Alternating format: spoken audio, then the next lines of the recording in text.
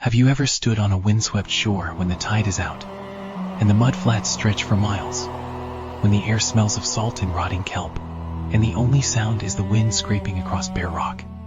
Good. Hold that feeling, because in the Orkney Islands, those lonely specks of stone north of Scotland, there is a horror that needs no skin to feel the cold. This is the Nuckelavee. No ghost, no spirit, but a demon of flesh and bone without skin.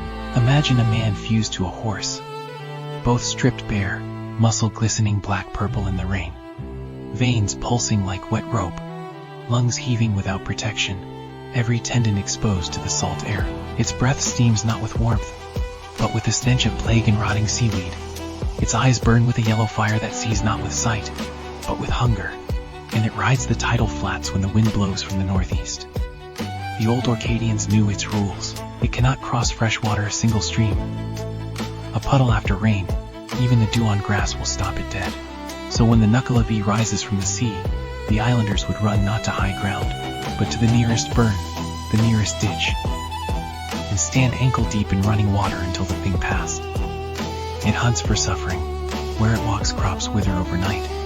Livestock drop dead with blackened tongues.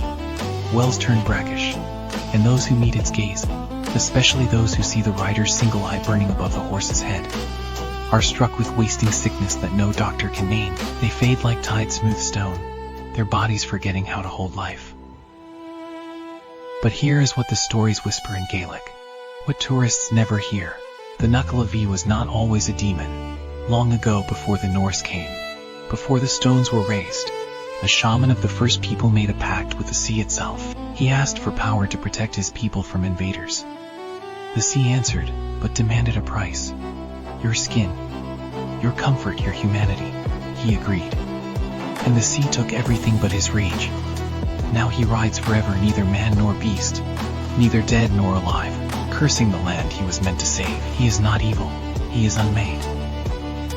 And on nights when the northeast wind howls across Orkney shores, fishermen still see him, a nightmare silhouette against the moon, riding the mudflats where the tide has retreated, his exposed muscles gleaming like wet obsidian, his breath fogging the air with the scent of drowned things.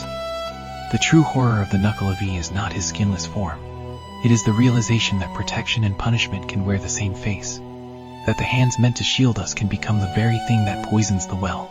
He rides tonight, between the sea and the sky, waiting for the tide to turn, waiting for a man to step off the path and into the mud. And when he passes, the grass will blacken where his shadow fell. Sleep well tonight. And if you walk Orkney shores when the wind blows from the northeast, step carefully,